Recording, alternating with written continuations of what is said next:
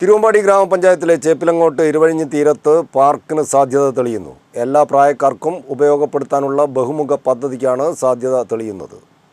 ഇരുവഴിഞ്ഞി പുഴയുടെ തീരത്ത് സായാഹ്നങ്ങൾ ചെലവഴിക്കാൻ ഒരിടമെന്ന മലയോര കുടിയേറ്റ നിവാസികളുടെ ചിരകാലാഭിലാഷത്തിനാണ് ഒടുവിൽ പച്ചക്കൊടി ലഭിച്ചത്. ബഹളങ്ങളിൽ നിന്നെല്ലാം അകന്ന് നഗരത്തിൽ നിന്ന് തെല്ലകലെ ചേപ്പിലങ്ങോട് പമ്പ് ഹൗസിനോട് ചേർന്ന് ഉപയോഗശൂന്യമായി കിടക്കുന്ന 4 ഏക്കറോളം വരുന്ന പഞ്ചായത്ത് പുറമ്പോക്ക് ഭൂമിയിലാണ് പൊതുപാർക്കിന് സാധ്യത തെളിയുന്നത്. പഞ്ചായത്ത് 20 ലക്ഷം രൂപ വകയിരുത്തി ഇവിടെ തീരസംരക്ഷണ ഭിത്തി നിർമ്മാണം ആരംഭിച്ചു കഴിഞ്ഞു. പച്ചത്തുരുത്തോടെ തികച്ചും പ്രകൃതി സൗഹൃദ പാർക്കിന് സഹായ വാഗ്ദാനങ്ങളുമായി നാട്ടുകാരും രംഗത്തുണ്ട്.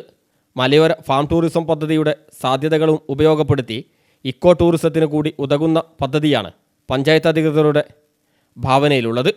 മലയോര കുടിയേറ്റ മേഖലയുടെ ആസ്ഥാന നഗരമായ തിരുവമ്പാടിയിൽ പൊതുപാർക്കോ സായാഹ്ന വിശ്രമ കേന്ദ്രമോ ഇല്ലാത്തതിൻ്റെ ബുദ്ധിമുട്ടും ചില്ലറയല്ല. കുടുംബത്തോടൊപ്പം സായാഹ്നങ്ങൾ ചെലവഴിക്കാൻ സമീപ നഗരങ്ങളെ ആശ്രയിക്കേണ്ട അവസ്ഥയാണ് ഇന്നും ഈ നാട്ടുകാർക്ക്. ജില്ലയിൽ ഏറ്റവും കൂടുതൽ വിനോദസഞ്ചാര കേന്ദ്രങ്ങളുള്ള മേഖലയുടെ ആസ്ഥാന നഗരത്തിനാണ് ഈ ഗതി. സിനിമാ തിയേറ്ററുകൾ വർഷങ്ങൾക്ക് മുമ്പേ അടച്ചുപൂട്ടി.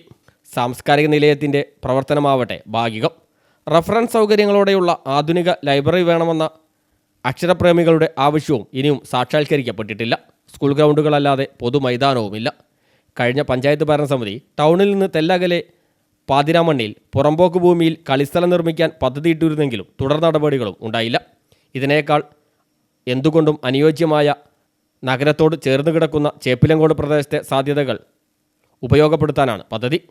വേനൽക്കാലത്ത് ചെക്ക് ഡാം കെട്ടി ബോട്ട് സർവീസ് തുടങ്ങാവുന്നതുമാണ്. ചിൽഡ്രൻസ് പാർക്ക്, മുതിർന്ന പൗരന്മാർക്ക് പകൽ വീടുകൾ ഉൾപ്പെടെ വിനോദ വിശ്രമ പദ്ധതികൾക്കാണ് ആലോചന നടക്കുന്നത്. ക്യാമറമാൻ രാജേഷ് കാരമുലയ്ക്കൊപ്പം സി ഫസൽ ബാബു, CTV പ്രാദേശിക വാർത്ത.